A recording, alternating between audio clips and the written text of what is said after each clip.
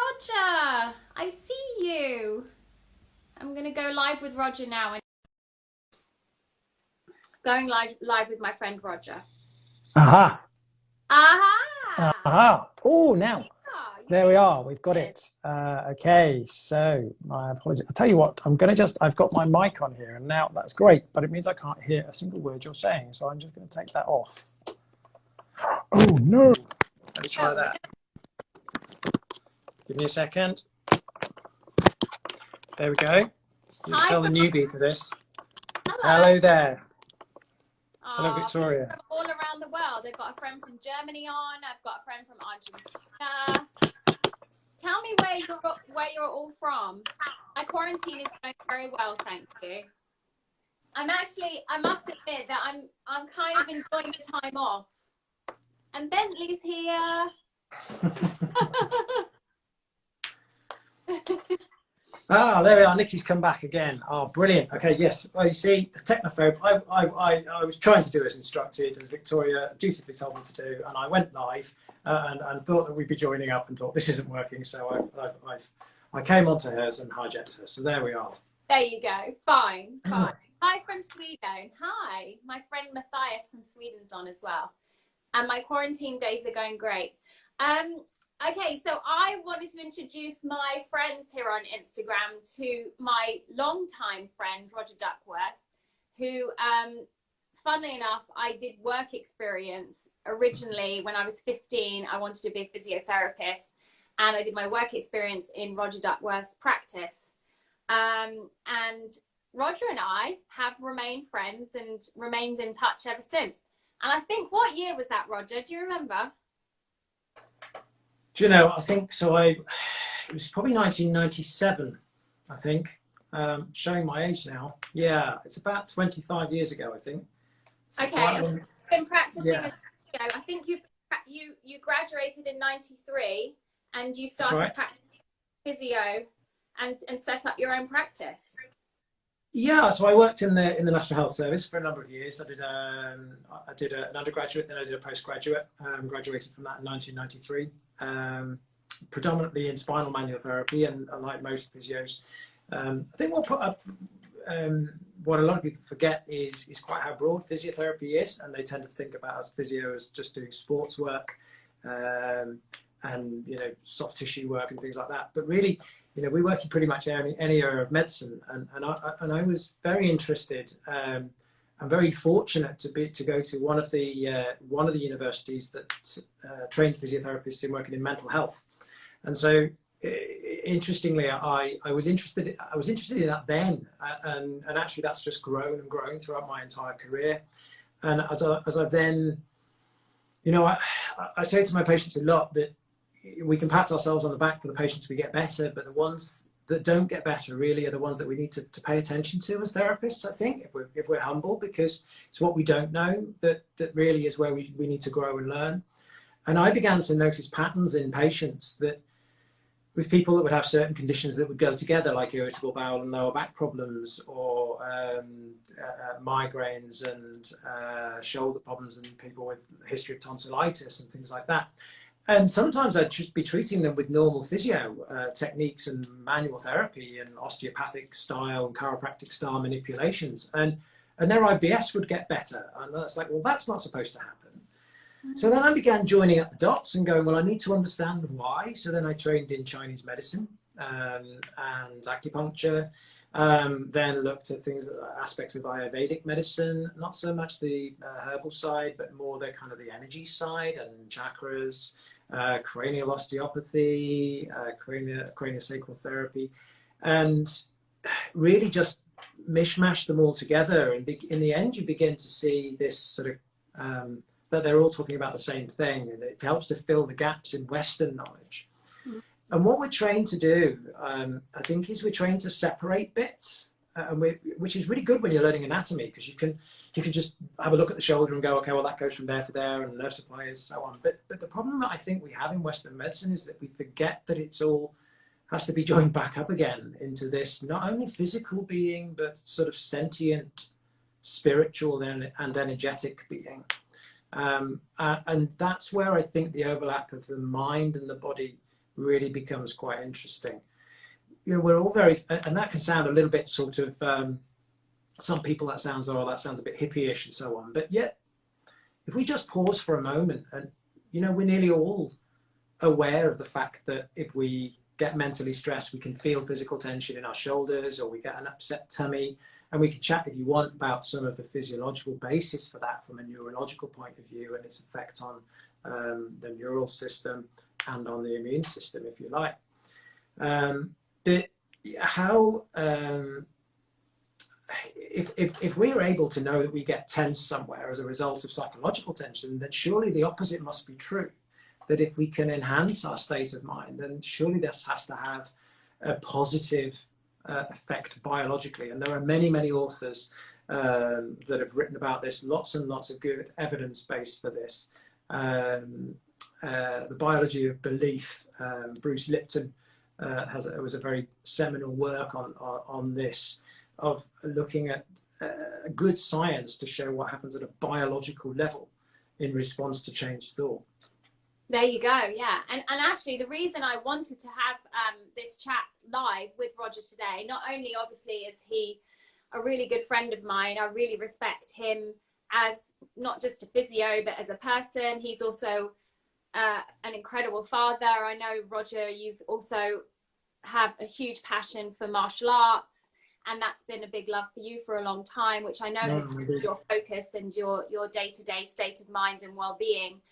And obviously, we're going through globally a really challenging time. And I thought it would be interesting for people on my Instagram and some of my friends to be able to watch and listen to what you have to say in terms of not just obviously financially what's happening for a lot of people at the moment. I know for me, I'm an out of work actress. I was in Europe about to shoot a TV show in Spain, which got moved from Italy and ended up without a job and not being paid. The job's now postponed indefinitely. So there's that side of things that I wanted to touch on as a self-employed person. I'm self-employed. Sure. You're obviously So am I, yeah. private, yeah, and you have staff underneath you who you obviously want to look after and care for, and but also where we're at mentally and spiritually as people, and how we're coping with this, and also obviously what can we do nutritionally to boost our immune systems at this time. So they're the sort of points that I wanted to touch on with you today, and I'd love to start. We've started off on the subject of our state of mind, and for me, just to go off on what you were saying, I have improved myself spiritually as a person, and it has therefore helped me and my body to be healthier and to be more functional. And I know for me that's something that I've worked on, and I totally respect your viewpoint on that, and I know that you've had a lot of success within your work and your practice on that. But let's talk a little bit about, I don't know, I went to the grocery store, for example, this morning, and I notice people are really down. There's a lowering of tone just generally in the population of people just at the grocery store. People are finding this really difficult. So I'd love to know what your advice is during this time. Okay, gosh. Oh, wow. No, I mean, brilliant. And, you know, let's be honest, you know, we're all struggling, okay? We've all got, and I don't think there's any, I'm not going to stand here and say, you know, I'm no Eckhart Tolle for anybody that knows his work, you know. I don't know how he does it. Yeah. Yeah, The Power of Now, and many others, many other great works. But you know, that man and others I know, my own spiritual teachers, who I'm not going to talk about now, but my own spiritual teachers and guides who, you know, I've worked with for the last 15 years. You know, they're not people who go, look, to deny fear, to deny emotions is false. So we are affected by it, but. And it's really, really difficult. We can't just suddenly go, okay, I'm not going to get worried. It takes a long, long time, and that's years of training. But, you know, so, so we've got to go, well, what can we do now? Yeah. I think we have to have compassion. And goodness me, we could have several hours worth of conversation about compassion, but and what it means. And to develop compassion it never ends. You know, a Zenish journey and a spiritual journey is one that never ends. We're never done. We never. But the greatest thing that possibly can come out of this, I am seeing communities, people changing for the better, and I think it's making people stop and think about what is important. We have to acknowledge fear, and I think you know, I just took a little bit of a walk, and there were people out and about, and I'm just trying to say hi, you know, from the other side of the road, because fear has such a negative effect biologically on us. And again, I don't want to go too much into the biology of it, but through something called the HPA axis, the amygdala in the brain is an emotional center, and that then operates down via something called the autonomic nervous system, can change things like vagal tone. For anybody who's interested in this, then, you know, message me and I'll go into more detail about the physiology of how this all happens, but I don't want to bore too many people with it. But then that fires off adrenaline, or for anybody in America, that's called epinephrine or norepinephrine. And really one thing possibly to get across is that actually one of the only ways of really getting, or one of the best ways of getting rid of adrenaline is through exercise. We can use adrenaline to help us run away from a tiger or run away from an assailant. Yeah, and our body in the modern Western world doesn't differentiate running away from a tiger when we were a caveman or a cavewoman to the stress of, you know, as we've been sharing, you know, not having work, not having an income, wondering where that's going to come from, caring about loved ones, fear of, you know, health issues, fear for our families. And so if we've got that adrenaline whizzing around in the body, then one of the things that to do is to exercise. And I think just a point I was thinking in preparation for this is, you know, everybody's, I don't want to go negative and have a go at anybody. That's not what I'm here for, and I'm not here to judge, because everyone's having a very difficult time. But I think it is important that we adhere to the advice that the government is giving us. Whether we can say it should be more or less, I think we certainly need to not go out en masse, and if we're not careful, that they will close down. They will close down things even more. And God forbid that we would be in a position where they would say, look, you're locked down, and if you're out of the house, you'd be arrested, you know, which they could do.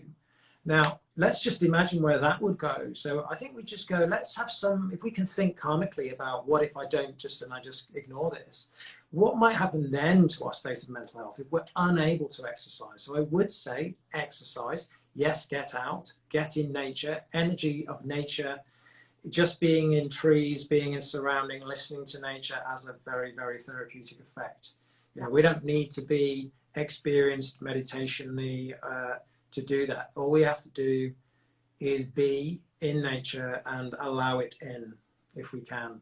But taking some exercise, if we can't get out and we're too confined or we're unwell, then there are things that we can do through breathing as well, to help to shift our own internal physiology. I know I'm talking a lot, just jump in at any point, but it's interesting. I was chatting to my wife, and she'd just seen a post from, I think, one of the medics on the front line, and he was talking about how he was encouraging patients with breathing. And there are so many people that are struggling with breathing, and they're just lying flat on their back in bed. And as a physiotherapist, we would go, you know, don't do that, because don't lie flat. It's the worst position that you can be in. So if anybody is actually struggling out there, and you're feeling unwell and you're struggling for your breath, actually, if you lie on your back, then gravity is pushing directly down. This is basic physiotherapy.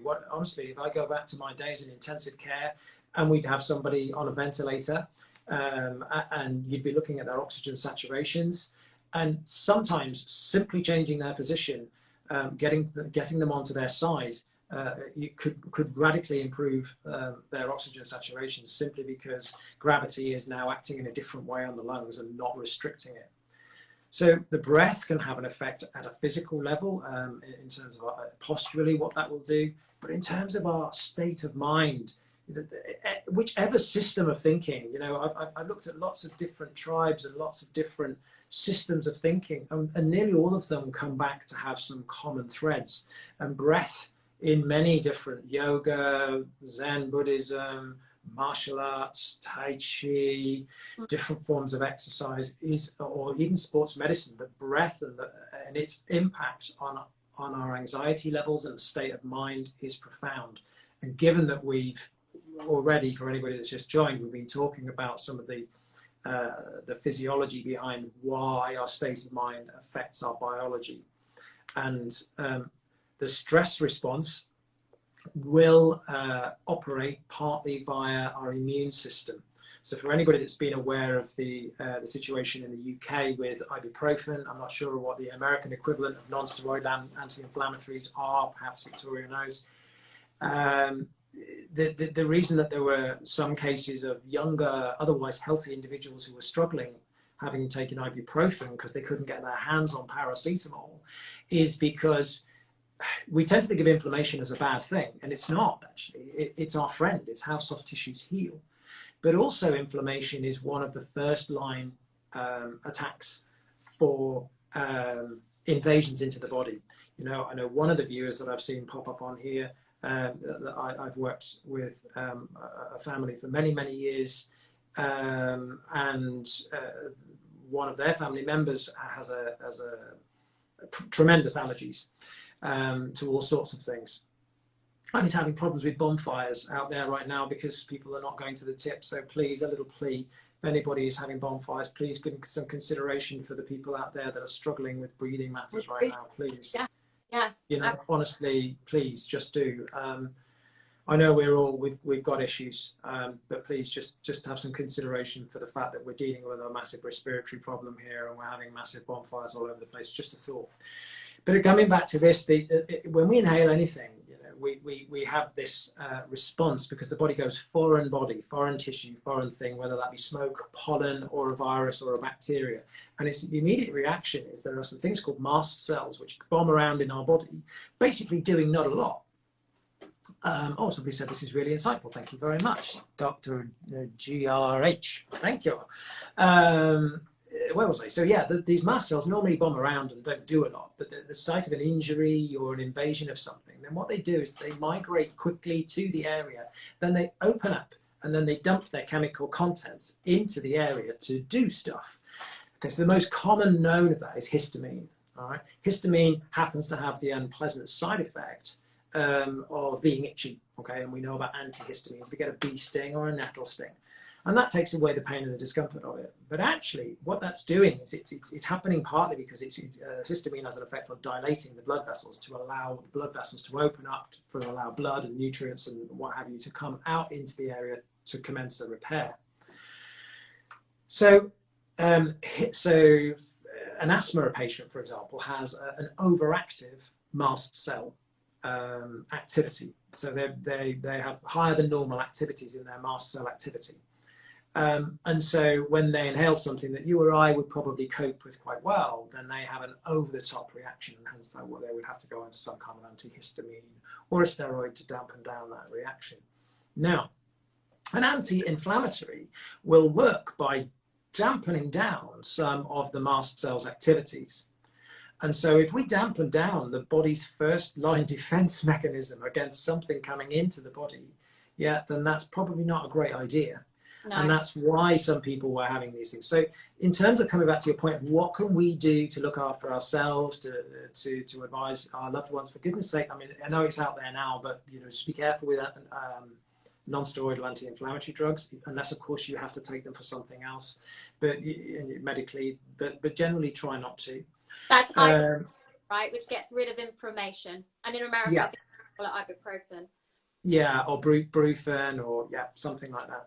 There are other ones, diclofenac sodium, things like that, Voltarol, there are other brand names. Now, of course, if you need to take that for the condition, I'm not advising that you change that, but just don't take it in substitution for paracetamol. paracetamol would drop your body temperature down, and it's a pain, and is in Lemsips and most cold flu remedies, along with high doses of vitamin C. And to your point about nutrition and things like that,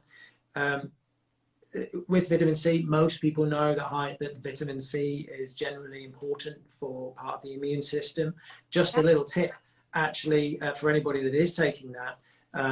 It's fairly well understood, and that's come out more in recent years, that we also need to have zinc in with vitamin C, because zinc is important in the uptake.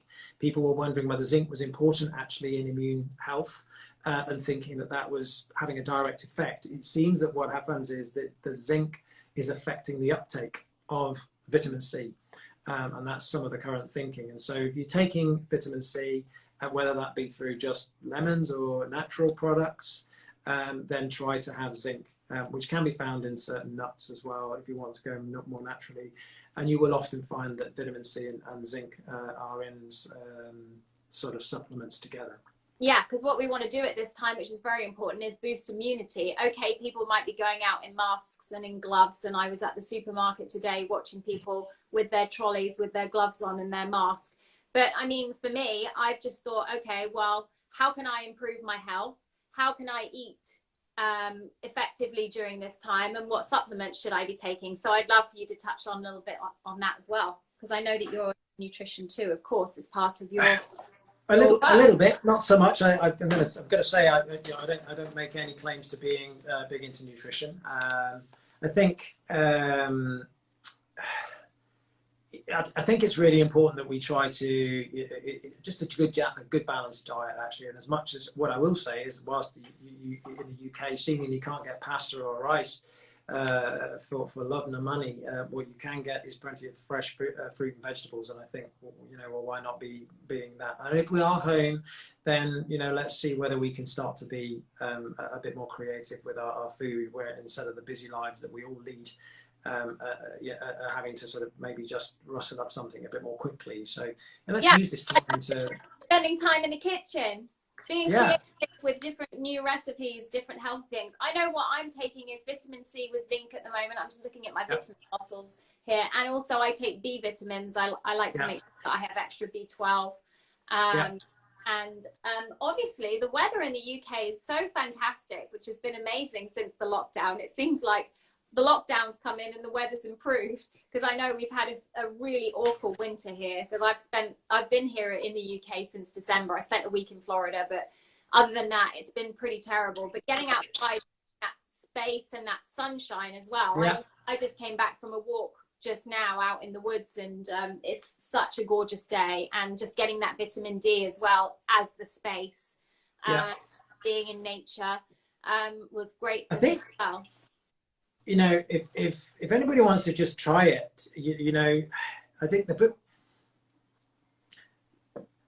let me just try and be succinct when I'm not normally known for being succinct and short with the number of words I use. So I'm going to try and put it. But I remember reading something somewhere, and I thought, that's so true.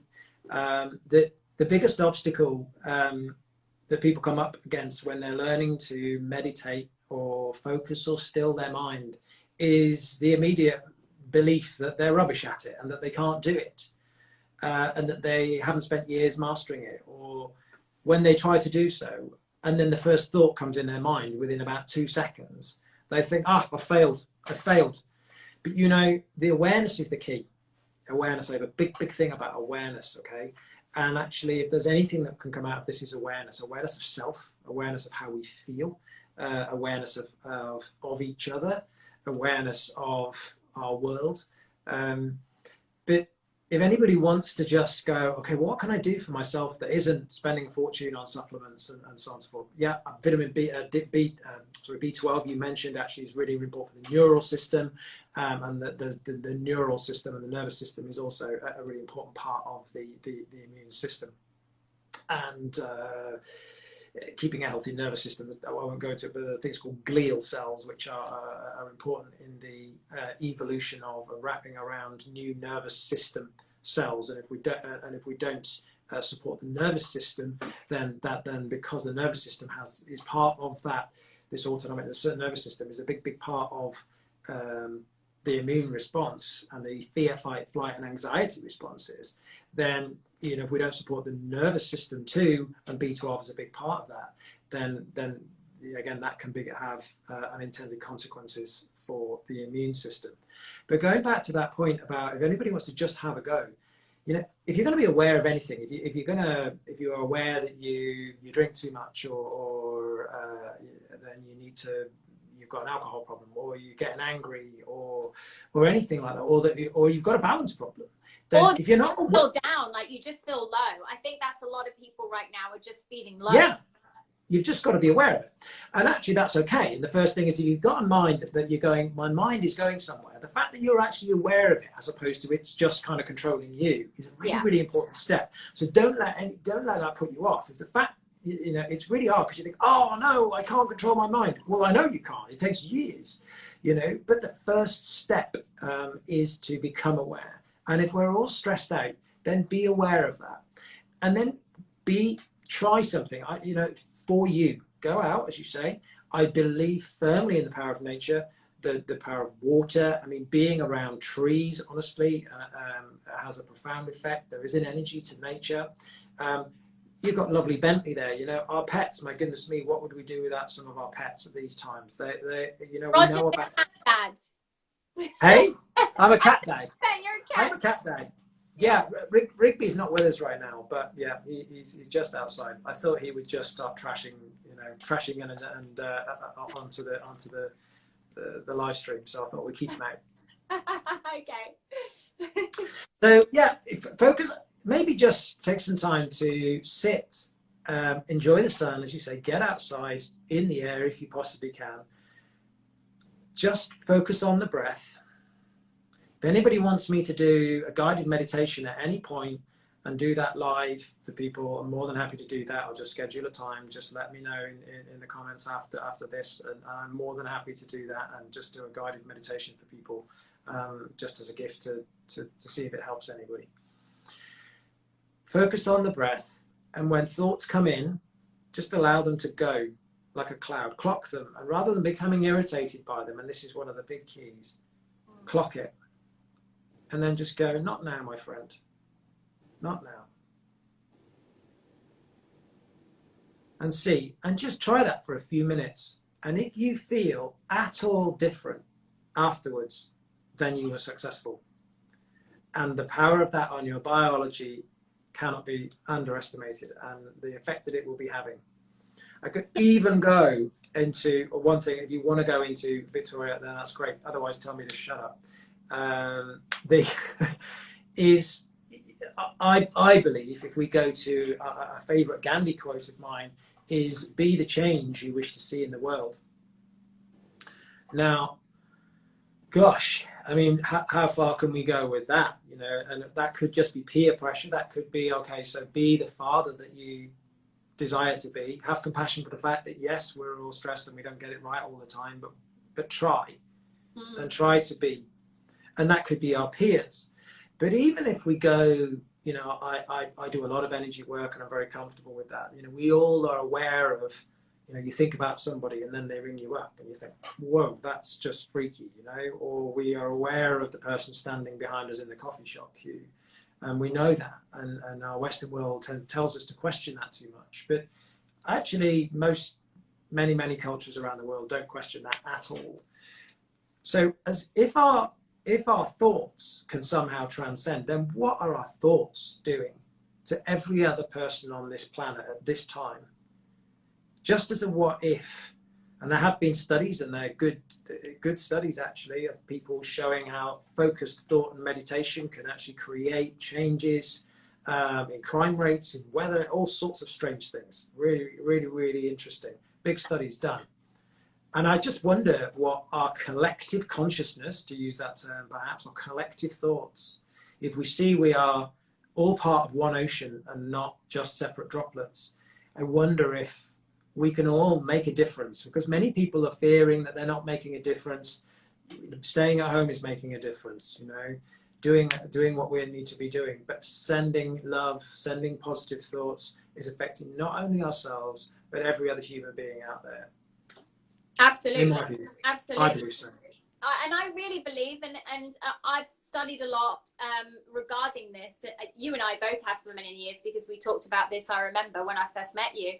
But for me, your thoughts create your life, and you can take this quarantine and this downtime and this stay at home, you can take it a number of different ways, can't you? You can take it as, I'm going to sit at home and watch the television and watch news report after news report after news report, and a lot of it, okay, you want to hear what's going on in the world, but a lot of it is bad news. And I think another way for me spiritually that I feel a lot better is I just turn off the TV and I take a break from all of that. And I don't even have a TV in my bedroom. I mean, I'm not interested in watching television in bed. That's just part of me, and having my restful time is I have my bedroom as my place where I sleep. And for me, just especially in these last few weeks, just not reading the paper, not watching the news, is really important, because we're getting a lot of data all the time as to what's going on, and it has a really negative effect on us. And I definitely want to just reiterate the point that we went through earlier is, you can take this a number of different ways. And for me, okay, I think to myself, well, how can I create it this time? How can I use this time effectively? And then how can I use this time to be a step ahead when all this is over and we're in a new world effectively? Because whatever happens at this point, the world's going to change. And we know that. Yeah, for sure. That after this, the world will be different. And how can I be prepared for that as an actress, as a producer, with my ideas that I want to promote and push, and, use this time effectively. And you can either create or you can destroy. It's one way or the other, and it's never a middle ground. You never just stay the same, do you? You're either going one way or the other. And I think that that's a really important point too. And your thoughts do create your world. And I strongly believe that. Yeah, that's great. I mean, a couple of things you pick up on there. One, we'll come back to sleep in a minute, actually, just in terms of making a difference to our well-being in that sense. But to pick up on your points about being creative, I think creativity in and of itself is quite a powerful energy, actually. And the creative mind, if you think about being a child, it wants to be creative. Our natural spirit wants to be creative. It wants to be inquisitive. So for me, my goodness me, I'm in the steepest learning curve that I've known for a very long period of time. This is the first Instagram live I've ever done in my life. Thank you for helping me out, Victoria. I've been setting up telehealth and virtual health physiotherapy appointments for people to try and help patients who are still suffering in pain. And I'm getting really busy, and they're working really, really well. And it's just good to be able to sort of learn I'm just learning new online facilities. I'm learning stuff that people probably take for granted, but I'm learning those new things. I'm learning new ways of helping people. I'm learning new techniques of exercise. I'm teaching mindfulness. I'm teaching different movement techniques because I'm used to using my hands so much, and I'm having to get creative. I've long wanted to started doing some YouTube videos for a while, as Victoria knew, and I'm sitting here with my ring light, which you were so like, oh, get a ring light, they're great. And it is. So I'm using my ring light to do this. So just those things, of those learning those new things, actually they are to stop us spiralizing. It's so easy, and I've had them, because I'm just sitting here going, well, hang on a minute, I've got a business with overheads going out and no government support for that, and it gets you, it does get you, but you have to be able to just go right and bring something to get you out of that again, out of that downward spiral, because my goodness me, the mental health of people is really, really at risk. My wife was saying, yes, people are concerned about, those poor souls, that are really struggling in hospital with the COVID virus. But the implications for the economy, the implications for the new world that we don't know what is good. But sure as heck, you're right. It's going to be different. But also the mental health, issues right now. That's probably one of my biggest fears, actually, for many people. For mine too. For mine too, and I must admit that it did hit me when Boris went into hospital, and then Yeah. not did he go into hospital. He was then transferred last night into intensive care. Yeah. And for us to have our Prime Minister, and I must admit that I have a lot of love and a lot of time and respect for Boris. And, obviously not wanting to be political in any way during this live chat, I really have a lot of respect for him. Yeah, me too. I do, actually. Really fought for us during this time, and I think he's risen. I think he's really risen to the challenge. He's often had his criticisms of, he had his sort of bumbling, buffoonish type sort of demeanour that he's had in the past. But and again, I don't want to get political because I know there's lots of people who won't like him. But we can, coming back to this kind of giving love thing, is actually, do you know what? It's really easy to criticise anybody. When you're not in their shoes. People can criticize you as an actress. I'm a leader. I just try to do my best. I'm damn sure I've made many errors. Thank you to my colleagues, for anyone who's listening, for their compassion and forgiveness for the fact that no one teaches you how to be a leader. No one teaches you how to be anything. You just have to look inside and do the best you can. So I have a lot of compassion for a man that, my goodness me, never thought he was going to be thrown into this position. So he's right. I mean, we thought. I know. I mean, and then he's right for getting this. He is right for getting ill because he's under so much stress. The very point of this entire live chat, and he won't have had much sleep. Back to this point about sleep. If there's anything we can do, is sleep. And I didn't have a great night's sleep last night. I normally sleep like hit the pillow. I'm done. Don't wake up. I don't. But things on my mind woke me up. And that's unusual for me. And so there's another friend, a peer of mine, Helen Preston, who's been, we've been in contact. I've known Helen for many years, and she's just doing the same sort of thing with her physio clinic up in Peterborough.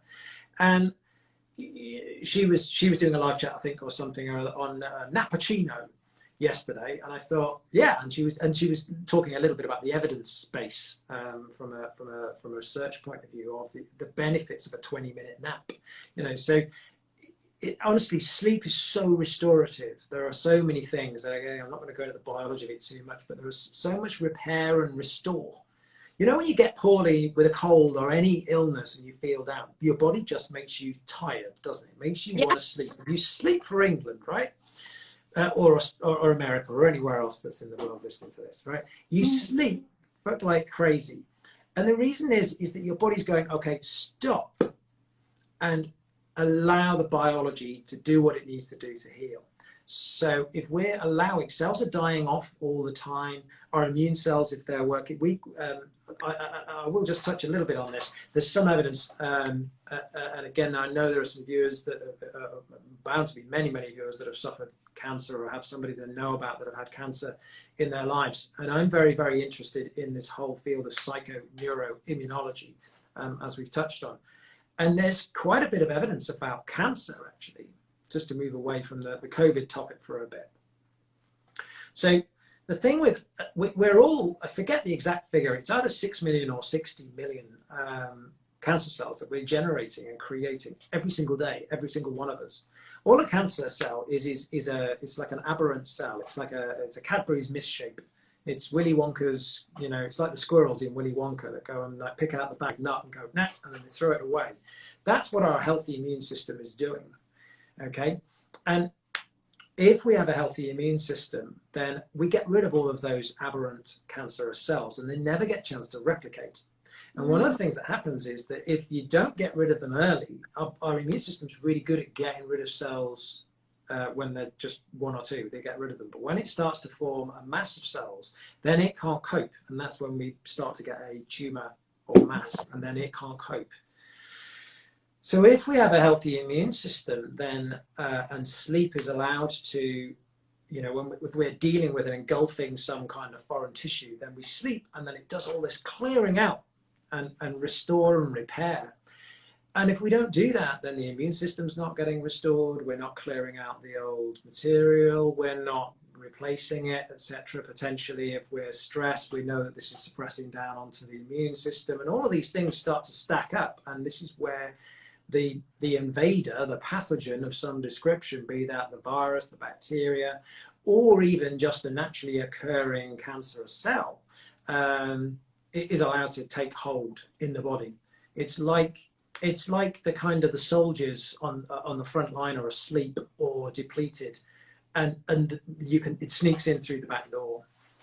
So I think to your really, you know, the theme of the day really is, you know, what can we do to try to make sure that our troops are rested, awake, alert, and ready to deal with what comes its way. And sleep, some dietary stuff, some vitamin support, some control of mind. These are the basic things.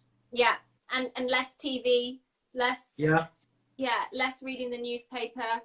Control the inputs. Control the inputs is a big phrase of mine. Yeah, exactly. Control. We mustn't be naive.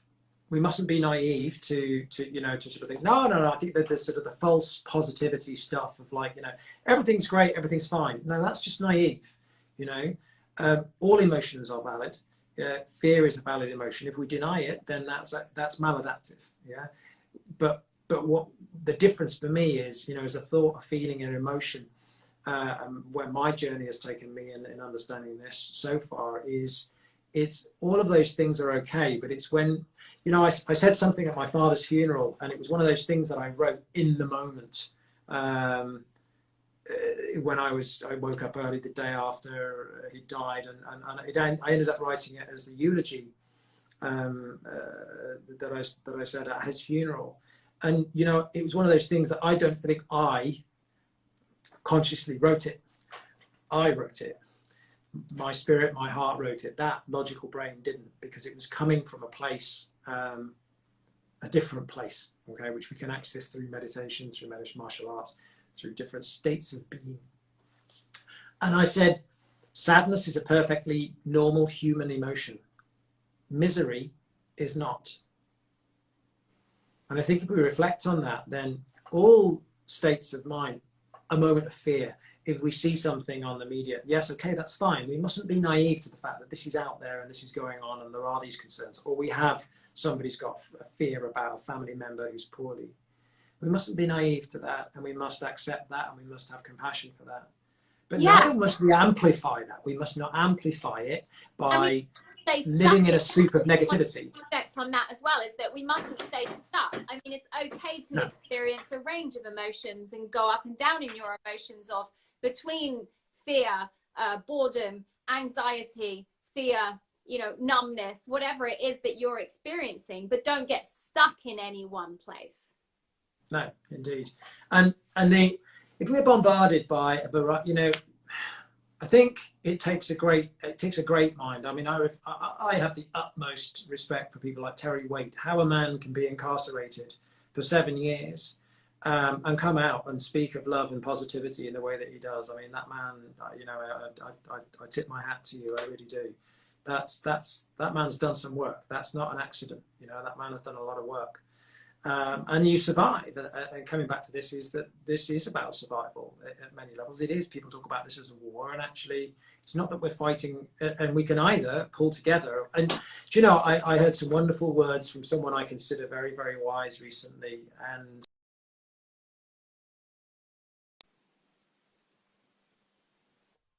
of listening to someone else.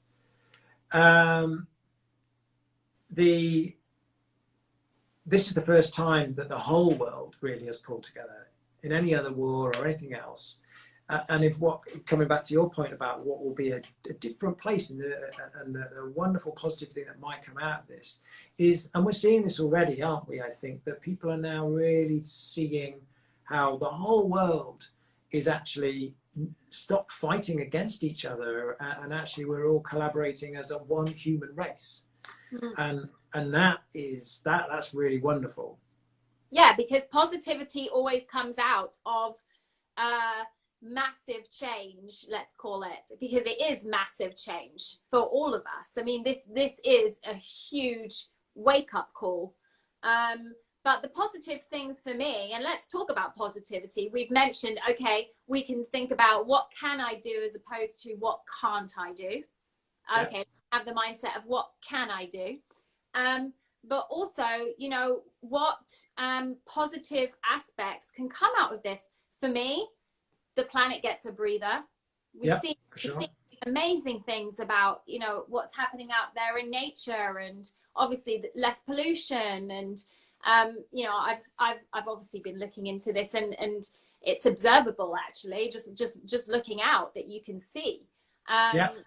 You can hear the birds, you can hear them in a way. I don't know, we've cut down road noise, but I swear there's more of them out there. They're really out there, and the sky's clearer, and there's a peacefulness in the and the earth needs a breather. We all know what's been going on in Australia with the bushfires. We know what's been going on in Malibu with the bushfires that's happened. I mean, so many, you know, major disasters have happened in the last few years, over and over again.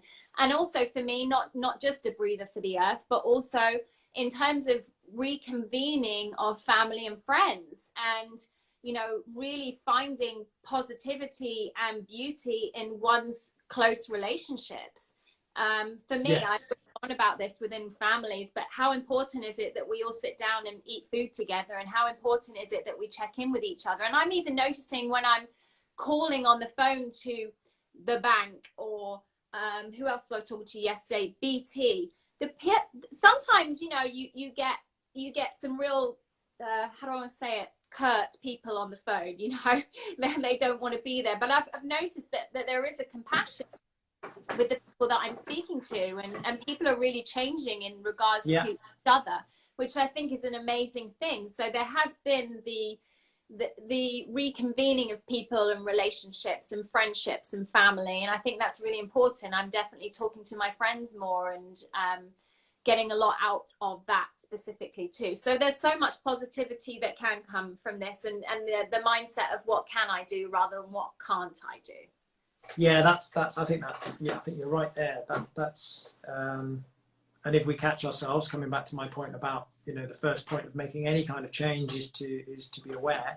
If we're aware of something, then if we can train ourselves and discipline our minds, and this is where the martial arts comes in. You know, people go, well, hang on, why is martial arts always a peace and harmony? And you go, but we all kind of see it as a peaceful thing. And yet people go, well, how is waving a sword about, or kicking or punching, or doing something that notionally appears to be violence, you know, a way to peace and harmony? And it's go, well, it's because it's a discipline of the mind, and getting into different states of mind, and recognizing and saying, well, okay, so if we notice that we're getting agitated, then we can do something about that. And that's where we can choose that we giving up control. Control is an interesting thing, and many of us, you know, we all find great stress when things start to go out of our control. Yeah, we can probably all relate to that. You know, I can. Like I say, I haven't got this nailed. It's just work in progress for the rest of my life. But actually, again, an expression I sort of coined myself through a lot of writing over the years and a lot of philosophizing is, we gain control by giving up control. And I think there's a lot of, for anybody that wants to just go, oh, it's interesting, I'll think about that for a bit. You know, just something that I think about, never stop thinking about it, really. We're never done. We don't go, I got that tick in a box. You know, that's not the way I believe that we grow and learn. Is what's the difference between control versus influence? And I think that when we understand what we really have control of, and that's sometimes how we view it, we will go, well, if I can't control that, no, I can't. Okay, so stop trying to. Right. Yeah. Can I influence it? You know, can I influence if I get run over by a car on the way, if I'm going out for my stroll today? And the answer is yes, by being alert, by not being on my phone, by not having earbuds in and crossing the road and can't hear. There are many things that I can do that will influence it. But if something happens and a meteor comes out of the sky, can I control that? Or a drunk driver decides he's going to, you know, mount the thing, and even however aware I might be, you know, if he's going to hit me, he's going to hit me, and I'm not in control of it. And actually, it's our desire to control everything that generates fear. And if we take that full circle back to earlier parts of our conversation, we're saying the impact of fear on us all now, and of course we could be frightened. Well, if we begin to just reflect on fear and go, well, maybe one way that I can diminish that fear is to just go, okay, am I in control of this? No, I want to be. God, I want to be in control of my income, my, whatever, my relatives and family. And actually, there's hardly any. There is very little control area. There is no control in life, sir. Yes, absolutely. Yeah, you said. And I totally agree. So let's focus on what we have an influence over versus control. Yeah, I must admit, I was looking at that comment, Rodger, and I was thinking, wow, I couldn't disagree more. I totally think I'm cause in my life. That's my viewpoint. And my thoughts and my beliefs and the way that I run my life creates my life, and I control and I create my life. Now there's another side of the coin which you're talking about, which is letting go. Sometimes saying, okay, I'll let go of that, right?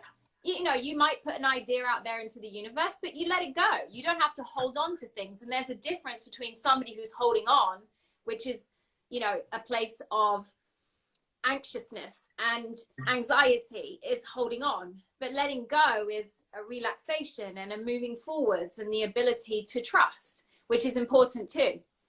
It's a going in the flow. People talk about coining all sorts of slightly cheesy phrases, but they have validity.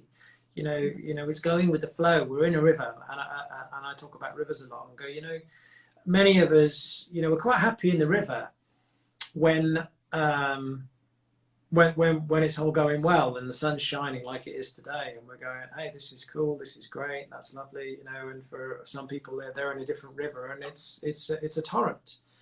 But in this river, here and now, we might be going, that's great. And then sometimes we're not paying attention because we're pedaling like crazy, or we're trying to control the river when we shouldn't even be trying to control the river.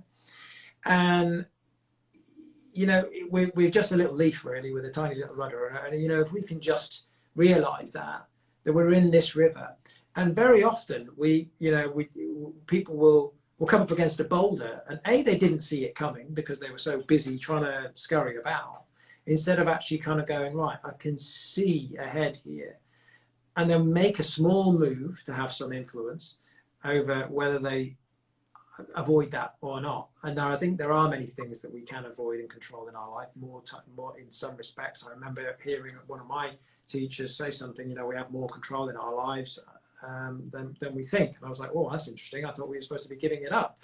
And I think, I don't want to go into that too much, because there is what can we control, and what can we influence, and what can we not control. And the thing is, a better question, like what you just said, what can I control? That's a better question. Yeah, what can I control? And then work on that and put some effort and energy and focus into that. People are happy when they're going down the river and it's okay. And then there's be some little tributary going off to the left or to the right, and they'll go, yeah, I'm happy on this one, this is good, this is okay. And then they hit some like rapids or something, and they go, oh no, damn. And then they get angry and bitter about the fact that they're going like, damn, there was rapids. You see, I knew it. I should have taken a left back up there, and then it would have all been fine. Well, would it? Because you don't know what was down that river either. So the point is, this is your river. This is the river you're in. You've got to make the best of it. And that's the reality that we're in. We're on planet Earth. We're in this together.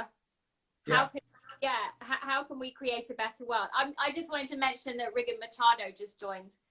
#1 Brazilian Jiu-Jitsu fighter, friend of mine. Well, hey! Oh my Hi, goodness Rodger me! Machado. Right. Well, hi. I'll bow to you. Yeah. So there we are. It's a much better martial artist than me, then, right? We've had some really great people actually here this afternoon, which is really nice. Did we talk about, I think we've almost been on for an hour now, so I think... Oh my word, goodness me, yeah, the battery's running out. We're on vapors. We covered most of what we wanted to talk about. I think so. I wanted to say that, obviously I have the pleasure of having Rodger and chatting to him today. Amazing friend, father, but top physiotherapist, and somebody who I've been very close to for many years. And it's nice to just chat about about this new world and where we're going next and what can we do now, and what can we do rather than what we can't do. I think that probably is yeah, that's lovely. It's a lovely place to wrap, isn't it? It's a lovely place to wrap. Yeah. So yeah, no, it's lovely. Thank you to Victoria, a lovely friend, for helping me to overcome some technological fears and barriers myself. So here we are, always throwing ourselves in. You know, feel the fear and do it anyway. For anybody who's ever read that book, you know. Yeah. More of this. I love that. I'm seeing a lot of my friends going live and during this time, and yeah. For me, I want to continue doing more of this. But if anyone wants to get in touch with Rodger, what is your Instagram? It's at Rodger Duckworth. There you go. And it's Rodger with a D. So it's RODGER DUCKWORTH. I would imagine it shows up on here, but it's at Rodger Duckworth. Or rdphysio.com as a website will take you through to the website. Good. And I know Rodger said earlier, if any of you want or are interested in meditation or a guided meditation, he's happy to do that. Yeah. But please do DM Rodger any questions. If you have any questions on, you know, body, mind, soul alignment, and obviously nutrition, or any suggestions on help mentally during this time, I'm glad to offer you and your help, because I know you've helped many people. Yeah, absolutely. Or if anyone's struggling in pain, then, you know, one of the things that I've learned at this is actually, you know what, telehealth, as it's being called, and the sort of virtual consultations and the online consultations, doesn't matter where anybody is in the world, provided that I can speak, they can speak English, I can probably help them, you know. So if anybody's struggling in pain and they can't get out, then, you know, just make contact with me through the website, or DM me on here, and we can set up a virtual consultation one-to-one if you need it. There you go. Brilliant. Okay, great. Well, thanks everybody for watching. Thanks again, Yeah, Rodger. absolutely. Thank you. Talk Yeah, soon. you take care. I'll speak to you